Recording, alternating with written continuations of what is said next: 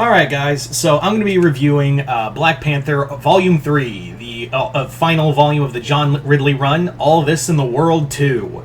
So, this is, like I said, the final volume of Black Panther, of the John Ridley run of Black Panther. It was about 15 issues, not really a run per se, more like I just wanted to tell a long story, and it took 15 issues to do. So, that's how it went. Really, that's, yeah.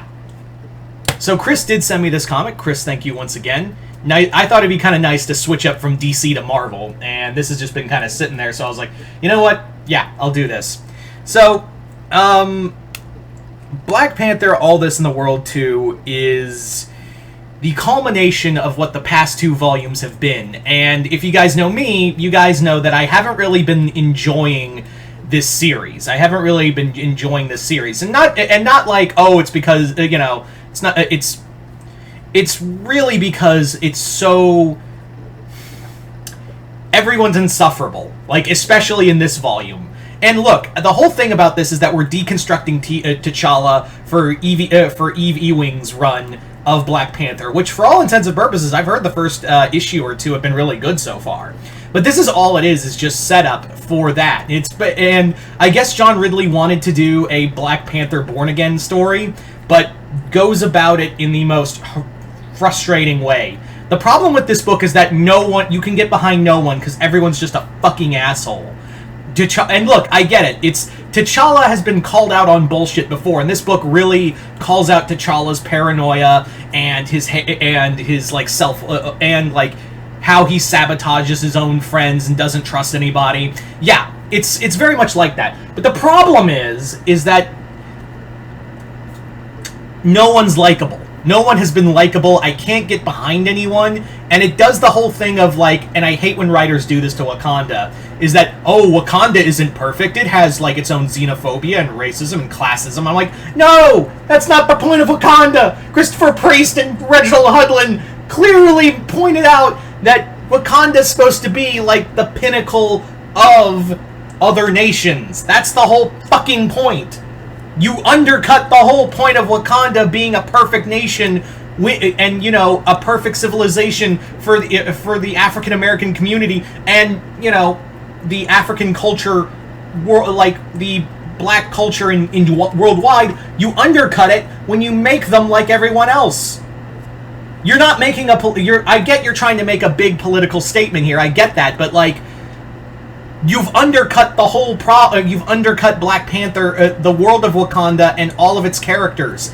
And here's the other thing: none of this is gonna matter in like a couple years. I guarantee this isn't the first time T'Challa has been demoted as king. So we know and they say, oh, he will never be king again. But yeah, we know he's gonna be king. That's the problem. So let's get into the story real quick. The story is that in this volume, a group of Wakandan terrorists have taken over the internet channels of the world and are controlling it and demanding peace through peace or violence. So the Avengers arrive, and it's revealed that Black Panther's old friend that he thought had died in the first volume, Jai, is the one who's behind it all. And yeah, Steve's an asshole. Like, when Steve is going off like, they're terrorists, they need to be put down, I'm like, whoa, Steve, what the fuck? You should be agreeing with T'Challa that, like, this is, like, a delicate situation. Yeah, everyone's an asshole. Fulasade, the Prime Minister of Wakanda, she's been goddamn useless this whole book. Suri's just an ungodly bitch through this whole book. Steve's an asshole. And we also get Namor in here because the movie was coming out. Wakanda Forever was coming out. That's really the only thing I liked here was that the Wakandans got so desperate because T'Challa dismantled their military as well as their secret police and left them open to attack. They had to go to Atlantis. But I'm like, really? Atlantis? Oh, right, movie, that's right. So they had to go to Atlantis and Namor to be a standing army and make an alliance. And I'm like, you could have done more with that, but I get that's for the movie. But other than that, yeah, it doesn't make any sense. It would have made more sense if, like, Fulasade went to Latveria and allied with Doom, and yes, it would have still had the implications. Doom's done a lot to Wakanda in his own right, but it would have made a lot more sense because Latveria is a recognized nation. And furthermore, Latveria would have putting Latveria with Wakanda would have made some interesting implications that, hey, these two nations are now working together. Can we really trust the rest of the world, like you were clearly trying to do, Ridley? But yeah, Atlantis isn't a recognized nation, so everyone's going to be like, so the Atlanteans are what? The standing army, and Namor is now like the general, like he's king of Atlantis and general of Wakandan forces for this time being? Sure, okay, whatever the fuck. The ending with Jay is interesting, but it really feels like it was rushed. All this is, by the end of it, is setup. That's really how it is just, it's set up for Evie Wing's run, and there's nothing really here I really liked. Like, reading this whole comic, I was just like...